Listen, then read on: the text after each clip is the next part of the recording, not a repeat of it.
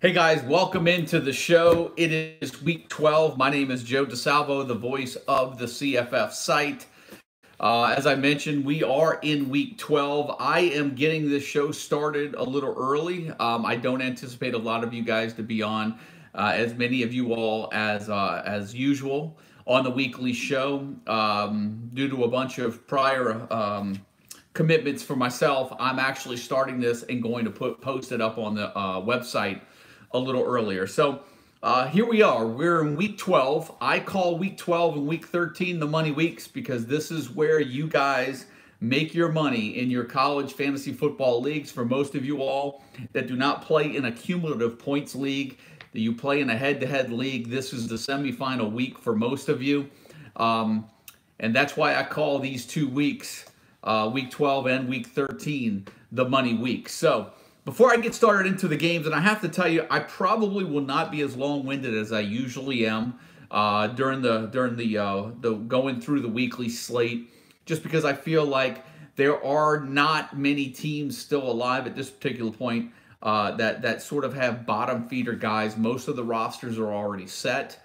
Most of your matchups are already set for week 12, and I still want to go through the slate, though, just for some of you guys that are kind of hanging out in the DFS world right now, to throw you guys some names. Before I start off on the weekly games, I'm going to go ahead and mention the total points league. Last week, I mentioned that it was about a 3-team race between myself, Trojans, and Fighting Gamecock. Well, no one pulled away last week. As a matter of fact, all 3 of us that were leading the pack took a step back. Maybe we tried to get too cute. I don't know, one way or the other, but there are now 1, 2, 3, 4, 5, 6.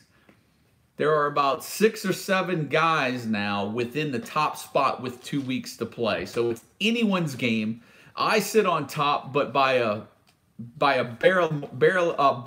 slim margins. 4 points.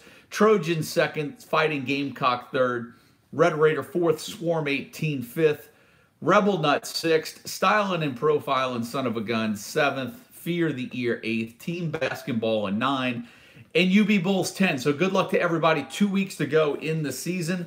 I'm going to go through the slate, and I'm going to go ahead with the start bench. But before I do that, I know many of you guys are going to be watching this on replay, so I want to get this out of the way up front. I want to thank everyone because I'm not doing a show next week. Next week's Thanksgiving. We're going to try to condense as much information onto the site before Thanksgiving next week, so you guys have all the resources that you need with so many games played on Friday of the Thanksgiving week. On behalf of myself, on behalf of the CFF site, I just want to wish everyone a happy Thanksgiving. I want to thank everyone for their support throughout the 2018 season. I do want to make you all aware that we are going to have some College Bowl leagues. We are going to do the College Bowl Fantasy Guide once again. But really just a warm, heartfelt thanks from myself on behalf of the site for all of the support that we've gotten in 2018. You know, sometimes when you're playing, sometimes the season doesn't last as long as you like. And sometimes when you are preparing for the season, for us, it's a very long year, starting with spring practice, building up through the preseason fantasy guide, the preseason projection tool, keeping tabs throughout the summer. And then we get to the season, and it becomes a long haul, guys. I mean, we're with the CFF site. It's an April through December thing for us, and it gets to be long. But the load does lighten a little bit after Thanksgiving. And so for that, because most of the head-to-head leagues will die down, and there are a few of you guys that participate in the bowl leagues. There are some of you guys that do your own bowl league. Some of you guys whose seasons extend into the bowl season. But it is a long year. But you know, right now, as a matter of fact, my inbox right now is just flooded with emails. I still have to get to it. So the support that you guys have shown to the exclusive email, I love interacting with you guys. You guys take time, put together well thought out emails. I always feel like I owe you a well thought out response. Very rarely will a paragraph or 2 email come in and I give you a 1 or 2 word answer. I like to kind of elaborate on my thoughts and kind of put you inside my head to give you the best analysis that you can get to make the decision for your rosters for that particular week. But I want to share this with you, and Scott said that I could. This came in from Scott Wall this week. And he said, hey, Joe, real quick, he emailed me back. He said, hey, real quick, happy to say this is my 3rd season following you in the site. I'm now 3 for 3 for making the playoffs. I'm top 4 in a 12-team league, and 8 years prior to hooking up with your site, I did not sniff the playoffs. And I have to tell you, Scott, thank you for the email. That's not the only one that we get like that, but I thought I'd just use that as an example. And it's emails like Scott's that come in that make the yearly grind worth it. So thank you guys for all the support that you have shown me, all the support you have shown the site. And for many of you guys that are going to bow out from college fantasy football for 2018, we hope to see you again back in 2019 and you know, for another season. So with that said, we're going to go ahead and get into the weekly slate. Like I said, I feel with so many playoff games on tap for the college fantasy playoffs and so many teams that are now out in their leagues, I'm not going to spend too much time really diving into a ton of names. But I want to throw out the obvious because I think if they're start worthy, they need to be out there. And if they, you know, if I have a little trepidation on some guys, I'm going to throw the names out there, and then I'm going to get into the start bench, and then we're going to call it a wrap. We're going to call it a week. And, you know, I'm going to do some more videos, hopefully throughout and leading up to bowl season to keep you guys updated on what's going on at the CFF site through the college championship week and into the bowl season. We probably will put rankings up for the championship week, week 14, but we're going to start preparing for the bowl season guide that will be released somewhere around, I'm guessing, the bowl season's in the middle of December. Really comes out about a week or so before then. So let's jump into the matchups. We're going to start off with tonight's games. We've got Toledo and Kent State. I think with Toledo, you know, a lot of questions coming in. Do I take a chance with Eli Peters? I don't know. You know, it's a gamble at this particular point. Remember, we're in the playoff, right? Broback, the running back for Toledo, for me is questionable. The one name that I do like in this matchup is Cody Thompson. I think if you have him, you get him in the lineup. You've got Tulane playing Houston right now. McMillan, the quarterback. I you know, take a long shot on him if you'd like to. Bradwell and Corey Dauphine. I think those are the safest plays. And then Mooney, the wide receiver. I mean, look, he's either boom or bust. And against that Houston pass defense, I could see him catching 1 or 2 big passes, but it's still a gamble. There's still a risk that Mooney's only going to give you 1 or 2 receptions. And so, you know, you kind of have to debate. Am I looking for a high ceiling guy, or am I looking for a high floor guy? And then Florida Atlantic playing North Texas. Obviously, you've got Devin Singletary. Durant is an option at receiver. And even Kareth White, the second running back, becomes a fantasy option. Playing on the road at North Texas, where Mason Fine, DeAndre Torrey, and Rico Bussey are all fantasy options. And I would say the latter two, Torrey and Bussey, are definitely starts.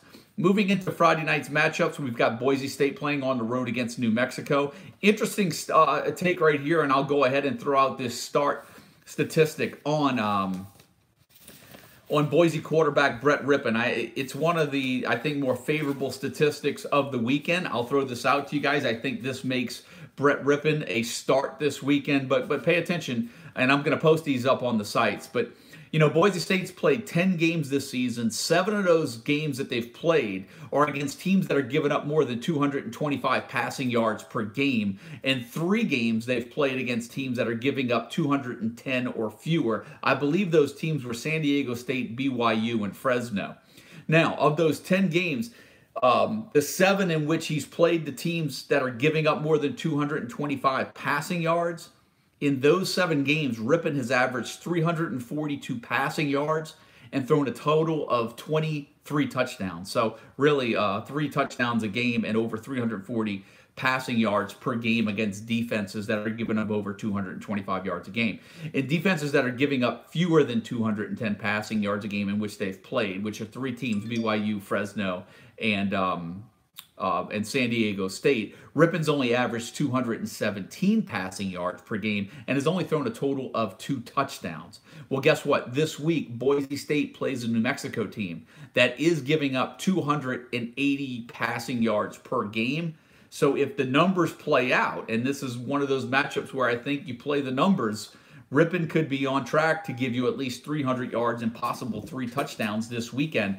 And so I think he becomes an option. And then as long, Richardson's going to be in the game. Madison's going to be a start. Modster, whether or not John Hightower plays, Modster becomes an option for you as well. So there's the start take on Boise quarterback Brett Ripon this week. Memphis playing at SMU. Of course, obviously you're going to have Darrell Henderson. I think Brady White may be an option, but I think if you have Coxie, I think he's hot enough. I think you get him in the game. Patrick Taylor's getting enough carries. I think you get him in the game as well. And over on the SMU side, I like Proche. I like Roberson. I think you could take a chance with Hicks.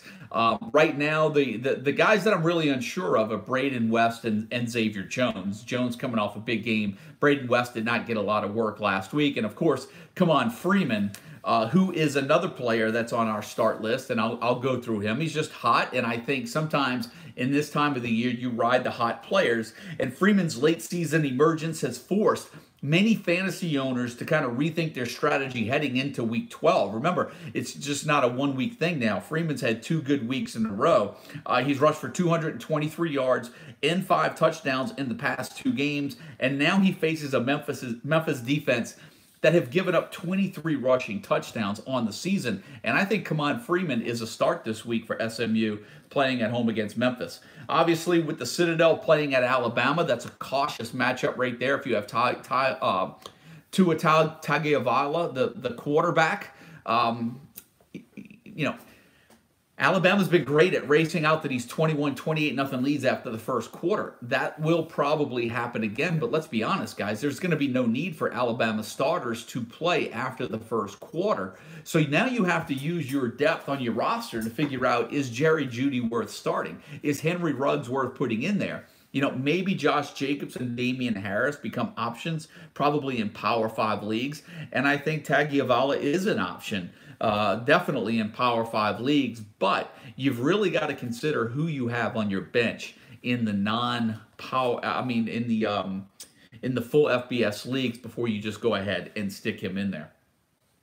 Maryland playing at home against Ohio State, and I think with Ohio State, Dwayne Haskins becomes an option. Obviously, it's a crapshoot with the receivers. Hill, Campbell, McLaurin, you're going to have to make a decision right there. And then after Mike Weber's big week last week, now all of a sudden J.K. Dobbins is a question mark on, do you play him in week 12? All decisions fantasy owners will be faced with this week. Idaho playing on the road at Florida. If you're looking for some solid matchups in Power 5 and full FBS leagues, you've obviously got LaMichael Pirine and Jordan Scarlett that could both possibly eclipse 100 yards and score a touchdown for you in that matchup. If I had to pick one, I would go Pirine. Penn State playing on the road at Rutgers. I think if you have Miles Sanders, you get him in the game. McSorley, for me, I think you have to weigh your options. I am a little worried that he's banged up. I'm worried that Stevens comes in the game, steals some snaps. We'll see. But they are playing Rutgers. So we'll see how that plays out. But you do have to use your full roster. Use your roster, figure out the matchups, and see if McSorley is worth the risk of getting him in your lineup this week. Remember, he's been banged up. Middle Tennessee playing on the road at Kentucky. Obviously, Benny Snell is worth a start. Maybe Lynn Bowden you look at as a long shot play at receiver. And Ty Lee's been so hot at Middle Tennessee after the Kentucky defense gave up some points last week. All of a sudden now Ty Lee is an option.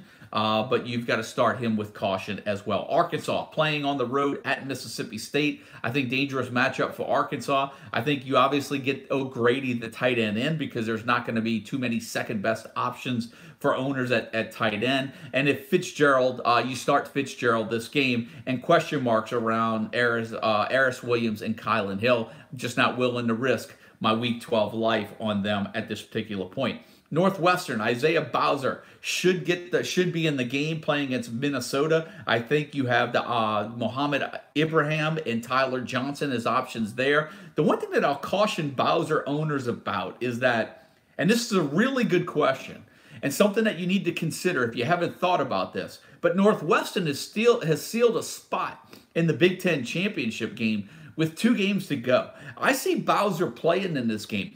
But if you make the championship in your league, I'm really concerned on how much he's actually going to play in week 13, knowing that if they lose him, they probably don't have a shot to upend Michigan if Michigan or win the Big Ten championship. So that'll be real interesting to see how it plays out and how much work Bowser gets. You know, I say on the show every week, I love high volume guys, and that's who Bowser is. And I think he's the running back of the future at Northwestern. There's no doubt he's the running back of the present. But they need him in week 14 in that Big Ten championship game. It'll be interesting to see if his carries get cut down or if his touches get cut down over the next week or two. South Florida playing on the road at Temple, and Raquel Armstead carried a lot of owners last week to playoff wins, carried them into the playoffs with his 6 touchdown performance. And obviously, if you've got Jordan Cronkite, Johnny Ford, you're really kind of left wondering, do I take the risk of putting one of those two in my lineup? I think Wilcox, the tight end, is a good option. Army playing at home against Colgate, who I believe Colgate is undefeated. I do think you give Hopkins a look, quarterback for Army. And I think if you have Darnell Woolfolk, the fullback at Army, you go ahead and get him in the game he scored last week against Lafayette. Nebraska playing home against Michigan State on the Michigan State side. Not a lot of offense from the Spartans this year. If you're going to take a stab at a player, I'd say maybe Cody White, the wide receiver from Michigan State. But with that being said, chances are Nebraska is going to have to score some points, which could be tough to do against Michigan State. But I do see Nebraska scoring some points. I just don't know how many they're actually going to score. So Martinez, Ozigbo, those are the two guys that I really question on how much they're going to do this week. But if you have a receiver like Spielman, receiver like Morgan, I think those are the guys you're more willing to take a chance on, because you're not going to have, more than likely, as many options on your bench at the receiver position as you will probably at running back. TCU playing on the road at Baylor. Obviously, the quarterback Collins, Jalen Reagor. For Baylor, Jalen Hurd. For me, those are the 3 big names in this contest. Pittsburgh playing at Wake Forest. We thought NC State. A lot of fantasy owners had Gillespie last week. I like Gillespie. We thought NC State was going to run all over Wake Forest. That didn't happen. Although NC State did throw the ball quite a bit, Wake Forest with a great come-from-behind win, led by Jamie Newman, who now all of a sudden is a fantasy option if you need him at quarterback. Greg Dortch, obviously an option, but I'm not ready to throw in Bachman. I'm not ready to throw in Surratt or Carney or Colburn into my lineup in Week 12.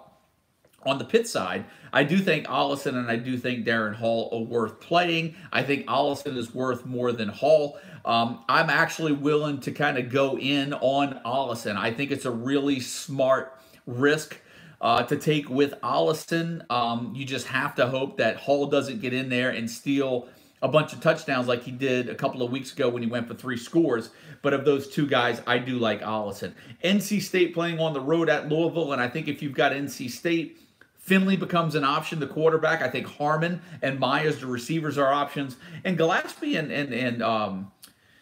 Gillespie seems to be splitting carries with Person. I'm a little nervous about that matchup against Louisville. I think they'll score. I think they'll do well on the ground. I think Gillespie's definitely the guy to get in there. Hopefully, if you have Gillespie and start him, Person doesn't steal any scores for you or from you.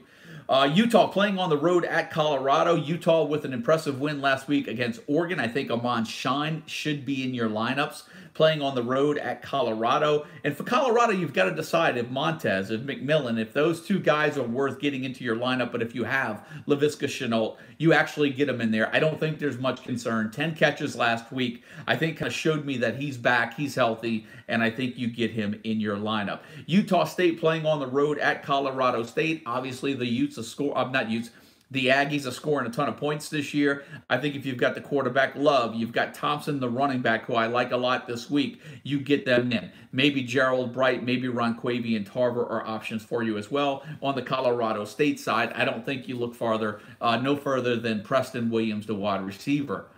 VMI playing on the road at Old Dominion. I would have felt really good about Keyshawn Strong this week had he had a good week last week, and Lala Davis would not have emerged again. But now I'm a little nervous of which running back will actually lead the team in rushing for Old Dominion. But what I do like is the passing game. Travis Fulham, Jonathan Duhart, and I even think that you could take a stab with the quarterback Blake LaRussa for you guys in your full FBS leagues.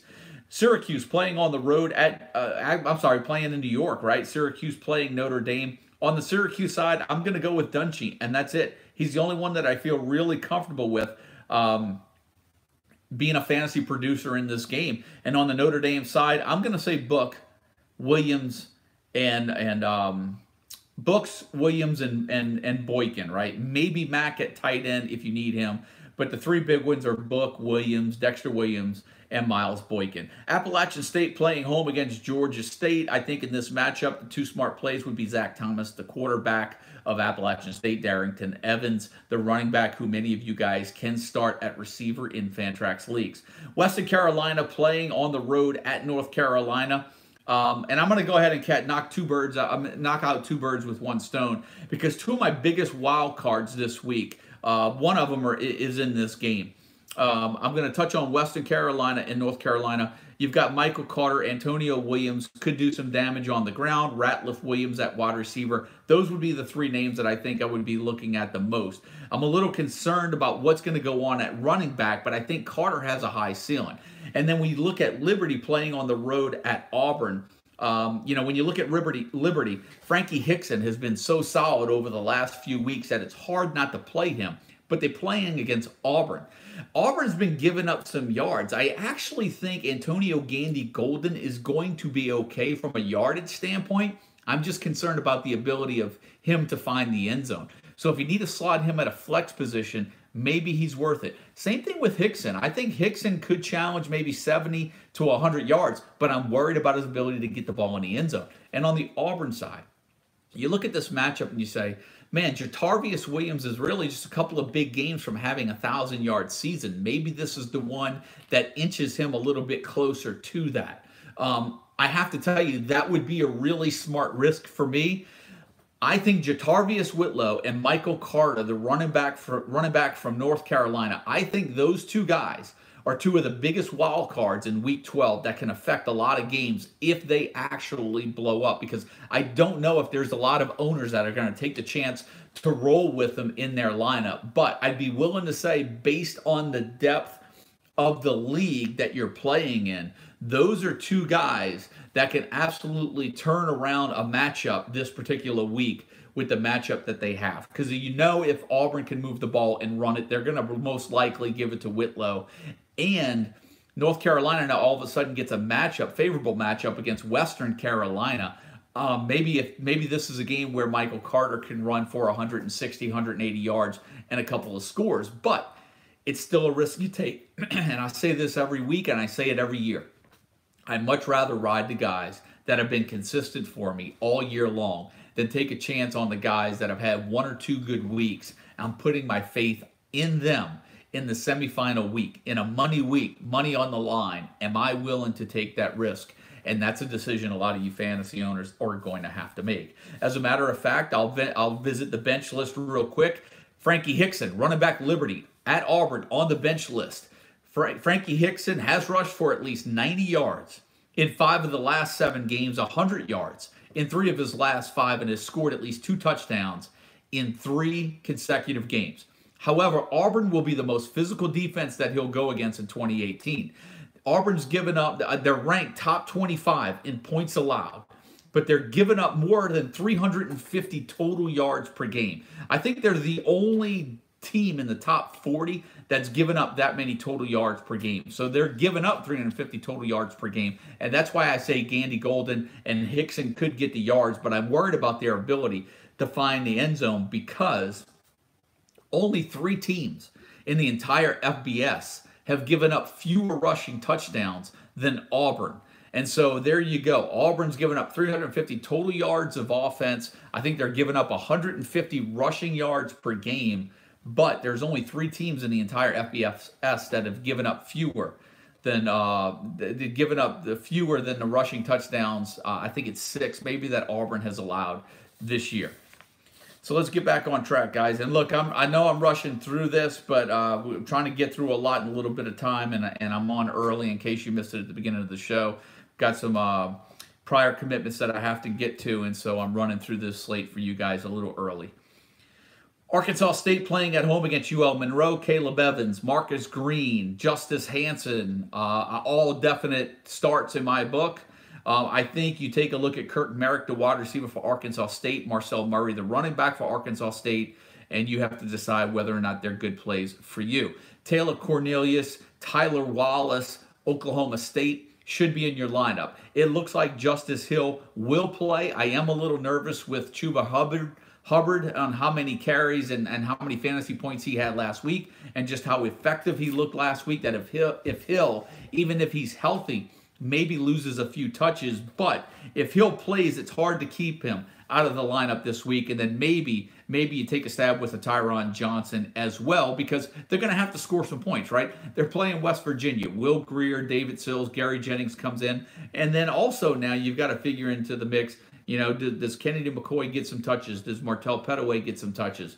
Like I said, we're in week 12. I think you have to stay with the safer options. Tulsa playing on the road at Navy. This is going to be a run fest. I think for me, it comes down to Taylor, Brooks, Zach Abey. I would say Malcolm Perry, but many of you guys are going to have to start him at quarterback, and I just don't think it's going to be worth the risk. B.J. Smith, running back for Troy. Maybe Damian Willis playing at home against Texas State would be the two names I would have in that matchup. Louisiana Tech playing at Southern Miss. I think Kez Watkins should be in your lineup for Southern Miss. I think Louisiana Tech is a bunch of question marks, whether you're going with Veal, whether you're looking at Hardy, whether you're even looking at Jacquizz Dancy. Keep this in mind. Southern Miss has not allowed a 100-yard rusher in 2018. Wisconsin playing on the road at Purdue. Obviously, Jonathan Taylor is going to be in the lineup. Rondale Moore is going to be in the lineup. You have to use your discretion on David Blah, and I do think that DJ Knox does get back on track a little bit this week, but he's still an iffy play in this particular matchup. Bowling Green playing on the road at Akron.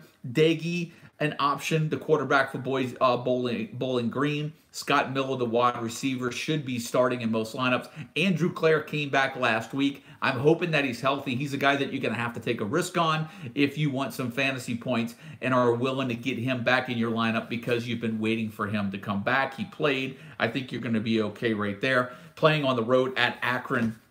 And we know that Bowling Green's run defense has been a little shaky. I made a big call on Central Michigan running back Romello Ross last week, and it did not work out. And so I would say Van Edwards becomes a decent option and a sneaky option for you guys for Akron.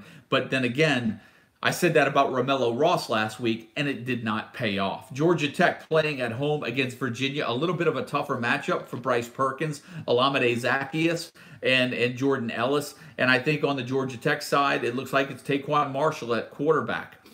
Virginia Tech playing at home against Miami. I don't know what to expect from that Miami offense. If you've got DJ Dallas and you've got Travis Homer, obviously you're gonna be splitting some carries there. Virginia Tech, I think Ryan Willis has been extremely consistent. I think you could take a chance on him at home as well as the wide receiver Damon Hazleton.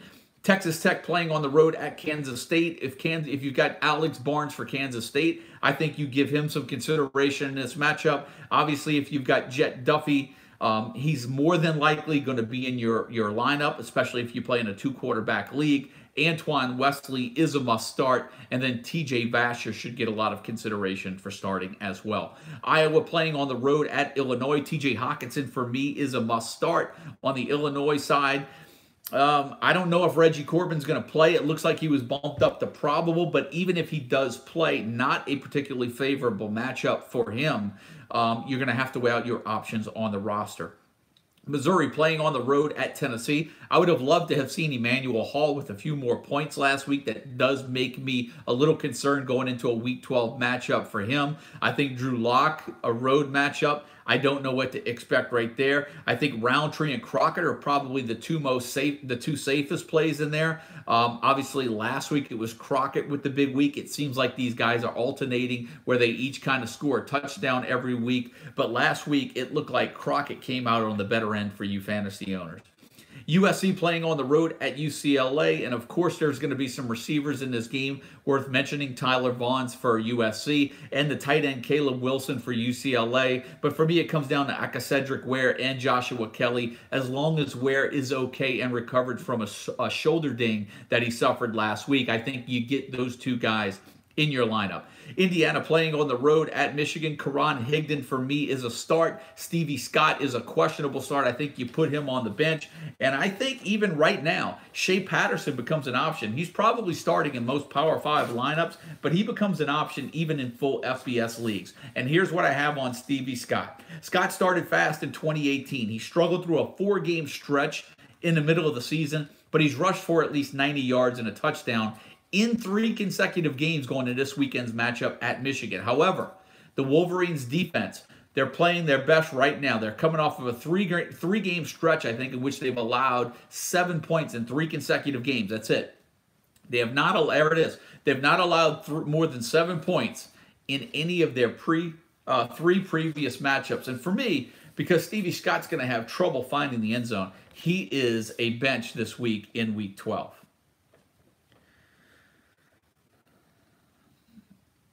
All right, guys, UMass playing on the road at Georgia. I think at this particular point, it's UMass, it's Georgia. Yes, Georgia does need to stay healthy. I don't know how you sit DeAndre Swift at this particular point, even though he may not get a ton of carries. I think you're actually hoping for DeAndre Swift that he can get 10 to 12 touches and give you a long touchdown, and then more than likely he'll call it a day. But they need to keep him healthy. They've got the SEC championship game coming up. But I think he plays. They're playing UMass, and like I said, I think you're looking for 10 to 12 carries in this game. On the UMass side, you know, it's a shame because a lot of you guys have Andy Isabella, who's been an absolute fantasy stud this year, and now all of a sudden, more than likely on a lot of rosters, Andy Isabella has been, if not the top producer, maybe the second best fantasy producer for every team that's, the fantasy team that's still alive in the playoffs. And now, unfortunately, UMass travels on the road at Georgia,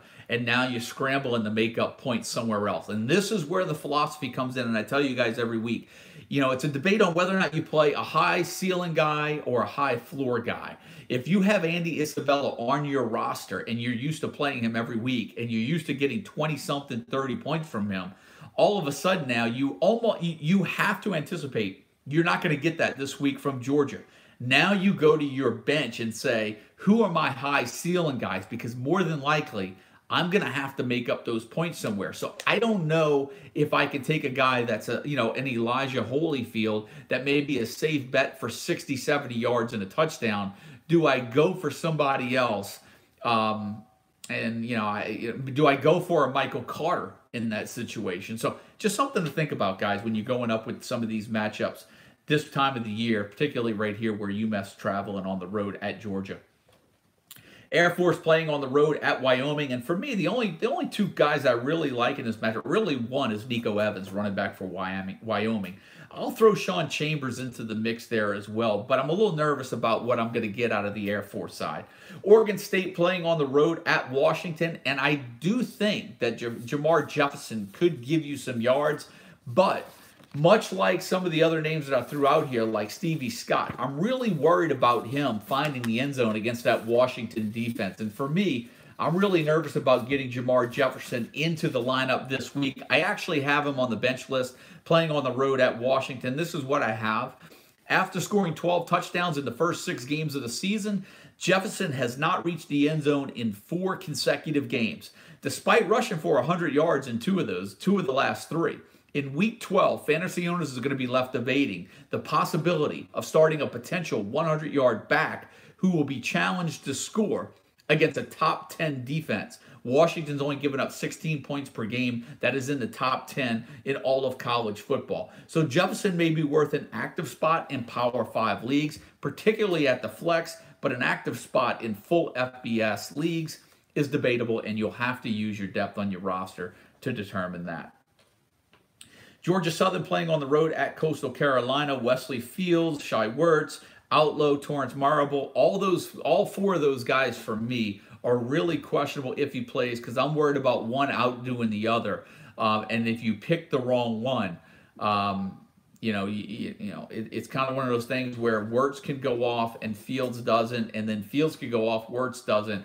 And I think all four of those guys do have some value, but I also think all four of those guys carry some risk as well. South Alabama playing on the road at Louisiana. I think Minter, the running back, is for South Alabama, is worth a look. It looks like Trey Regas, the running back, is bumped up to probable. It looks like he'll play. I do think Elijah Mitchell is a slam dunk start. I think you get him in there because even if Regas is a little banged up, he's going to get carries regardless. And if Regas is banged up, maybe he gets a heavier load than we thought. Maybe he gets most of it, and maybe Raymond Calais gets in there as well. Kansas playing on the road at Oklahoma, and for me, it's all about starting the Oklahoma guys. Now, here's what I'll say about Oklahoma. Kyler Murray, CeeDee Lamb, Marquise Brown, Trey Sermon, and who's that? I mean, so many names I'm throwing out. Kennedy Brooks, right? Okay, so you got Brooks, you got Sermon, you got Brown, you got Lamb, you got Murray. Here's what I'll say. You've got to start all of those guys. But one of those guys is not going to perform. One of those guys is not going to perform like you think they will. I just hope that you have the guy that does. But it happens every time. I mean, you have a team that's just stacked with so much talent. That's the risk that you take. And for me, it seems like Kyler Murray has taken a little bit of a dip now that the running game's getting going. Maybe he's the one. But for me, in this matchup, and I know Lamb and Brown have they've kind of come back down and the running game has taken off. When I look at Kansas and I look at this matchup, I think this is a favorable matchup for the Oklahoma passing game. I actually feel like this could be a good week for both Lamb and Brown and Murray as well. Let's see. Duke playing on the road at Clemson. Obviously, Daniel Jones coming off that huge week last week. Nervous for him. You're not going to start him out on the road at Clemson. Maybe you get Deion Jackson in there if you need him in a Power 5 league at a flex spot. But for me with Clemson, it's all about getting Travis Etienne and then possibly T. Higgins if you need him. Nevada playing on the road at San Jose State. I see Ty Ganji as a must-start this week. Maybe you take a shot with McLean Mannix, the wide receiver. And then maybe Tawa, the running back, could be worth a start this week in full FBS leagues. On the San Jose State side, I think you have to look at Trey Walker, the wide receiver. I think he's scored now in 3 straight games, playing in a matchup here where they're going to have to score some points. He might be worth a start this week. UConn playing on the road against East Carolina, and playing against UConn has been fantasy gold for fantasy owners of the opposing team.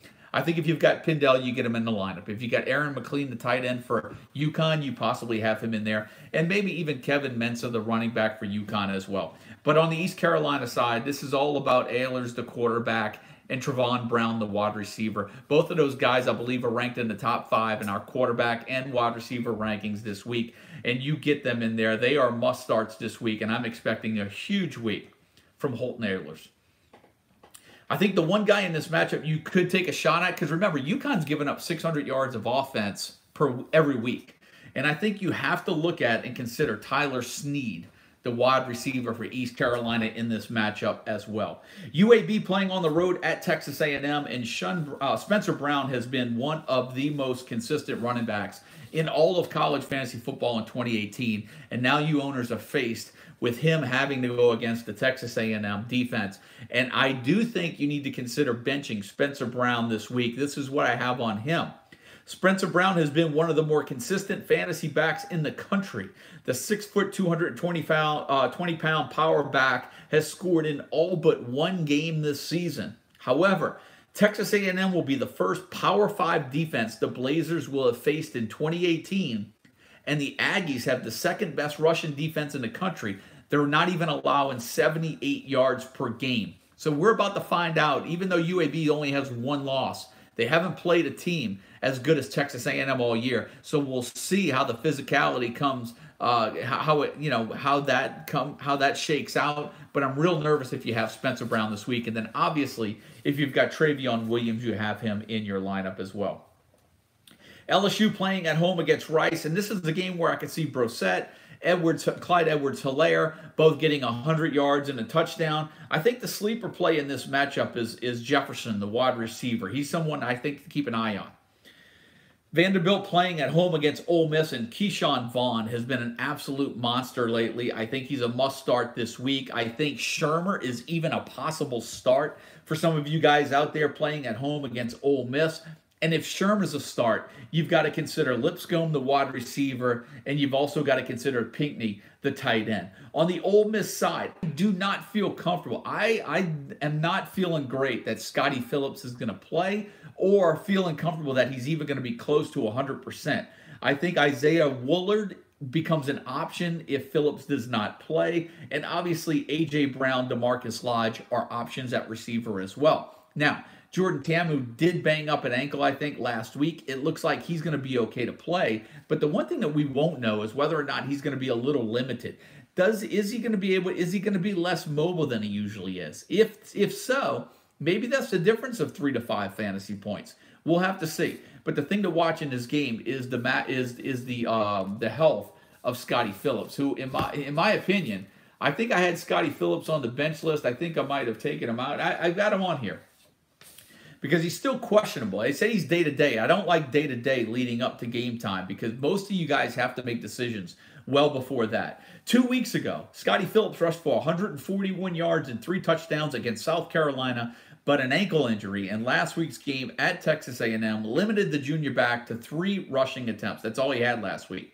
He's said to be day-to-day leading up to Saturday's matchup at Vanderbilt, so if we don't get more favorable news in the next 24 to 48 hours, to start Phillips great in Week 12, and for me, Scotty Phillips is a Week 12 bench on the road at Vanderbilt in a matchup which is really favorable, but that injury could come back to bite you, and do you really want to risk that this week in Week 12?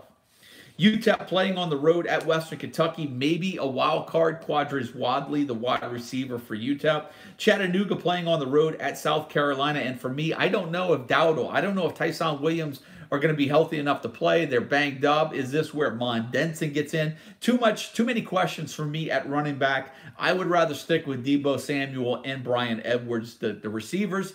And for that reason, I think Jake Bentley becomes a sneaky start in Week 12. Cal playing home against Stanford. I think Patrick Laird is a start. I don't think he's a slam dunk start, but I think of all players on the Cal team, he would be the one I would want to get in. And over on the Stanford side, I think if you got Bryce Love, you have to get him in there, depending on what your depth looks like. I actually was disappointed. I thought Love would go off last week against Oregon State like every other running back has.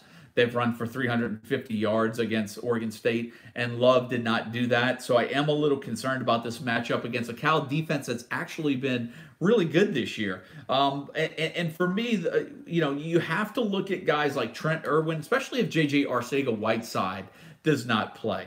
I think Colby Parkinson, Caden Smith, and guys like Trent Irwin, you have to look at playing, particularly in Power 5 leagues, Trent Irwin, if Arcega-Whiteside's out. But also at the tight end spot, chances are most rosters have Smith, Caden Smith, and Colby Parkinson. And I think both of those guys are starts at tight end. Cincinnati playing on the road at Central Florida. If you have Ritter, if you have Warren, you get them in the lineup. I think Central Florida is the other team like Auburn I think Central Florida is in the top 50, maybe top 40 of the scoring defenses, but they're giving up as many yards or close to as many yards as Auburn is, if not more. So Central Florida is going to give up some yards. It'll be interesting to see. I don't want to call an upset in this game, even though I want to, but something has impressed me, the style that Cincinnati plays. After seeing kind of Navy sneak in that game last week, I think Cincinnati's better than Navy. I know there's going to be a lot of hype, and I know I'm getting off the college fantasy football track a little bit and talking wins, losses. But for me, if Central Florida is going to lose, this is a dangerous game for them. I think Cincinnati can give them fits. I think McKenzie Milton is a start, but for me, everybody else is a little bit of a risk. Whether it's Snelson, whether it's Gabriel Davis, and, is it McCray to running back, Killins? Cincinnati's defense isn't bad. For me, other than Mackenzie Milton, I think everybody else has a little bit of a risk next to their name. Iowa State playing on the road at Texas. Obviously, David Montgomery is going to miss the first half of that game for his involvement in that fight last week. But I think Hakeem Butler and Brock Purdy are starts. I think Sam Ehlinger for Texas is a start. Lil Jordan Humphrey's absolutely hot right now. He's got to be a must start. Colin Johnson looks like he will miss the game. Looks like he's listed as doubtful, which actually brings Devin Duvernay back into the fold, and Duvernay had 2 touchdowns last week. New Mexico State playing on the road at BYU. I think Hadley is, a lot of guys coming in, they want to jump on Hadley this week against New Mexico State. I just think it's risky. It's somebody that you're willing to start with your playoff lines at stake, and you're just not sure what you're going to get. I think Jason Huntley is a question mark as well. BYU's defense is better than what New Mexico State faces most of the season. And so for as good as Huntley has been, remember how much he struggled in the beginning of the year when they played solid competition. And that's why Jason Huntley, for me, is a big question mark on getting him in your lineup. Arizona playing on the road at Washington State. I think J.J. Taylor is a start. Everybody else for me for Arizona is a big question. Tate, Shun Brown, Poindexter. But over on the Washington State side, I think you get Minshew in your lineup. You get James Williams in your lineup. Max Borghi's been incredibly consistent. I can see you playing him. You've got the 3 receivers, Winston, Martin, Patman. Roll of the dice. If I was to pick one, I would go with Patman. But those are all the names that I would play. But like I mentioned with Washington State, I just threw out 6 names. I threw out 5 for Oklahoma. Not every guy is going to hit. Fresno State playing at home against San Diego State. A little concerned for Juwan Washington in this game because Fresno State's defense is pretty good. And not only that, but San Diego State is down. They're down 2 starters on the offensive line. So I am a little worried about Juwan Washington in that game. Fresno State side, I think Marcus McMaryion is a start. I think Keyshawn Johnson is a start. I wouldn't say McMaryion is a slam dunk, but for Keyshawn Johnson, he should be in the game. The San Diego State pass defense, for me, has actually not looked that great this year. And I think Johnson can do some damage in the air. And Rivers, the all-purpose back, he's a questionable. You have to, not that he's questionable, but it's questionable whether or not you should start him because, decent defense he's going up against, they're going to have to utilize him. But is he going to get enough touches to make it worth putting him into a flex spot for you? Oregon playing at home against Arizona State. Wilkins, for me, is an option. N'Keal Harry should be in lineups. Eno Benjamin is a must start. And over on the Oregon side, obviously Herbert and Dylan Mitchell are considered starters in a lot of rosters. And then it looks like Verdell, whether he hurt his hip or whether he hurt his neck, he's listed as questionable right now. So I'm a little concerned if you have C.J. Verdell. And then the late when UNLV playing at Hawaii, Lexington Thomas should be in your lineup. Cole McDonald, the quarterback, John Ursua, the wide receiver, are must starts. And it's been a little while since Hawaii has played some, I think this could be a game where Cedric Byrd, maybe JoJo Ward can kind of get something for you out of the flex spot. So that runs down the slate, guys. That takes care of the start bench. One of the 2 names that I didn't mention on the start bench, and it will be posted up on the site. I do have Armand Shine and Cedric Ware, the running backs for Utah and USC, are starters as well. But that's it, guys. I'm not going to be long-winded. I said I've got to run a little early today. I'm sorry if this inconvenienced everyone that usually tunes in live. We had a number of you guys come in last week. For that reason, I'm not going to get a lot of questions. But like I mentioned, a lot of you guys are reaching out to me on the exclusive email. My inbox has been completely flooded this week. As a matter of fact, I probably have a ton of them sitting in my inbox that I have to get to, maybe even before kickoff tonight. But look, guys, thanks for another great year. We're going to post updates on the site as we go. Money Week is here. Don't stop with the emails. Keep them coming in. Good luck to everyone, and happy Thanksgiving. I will talk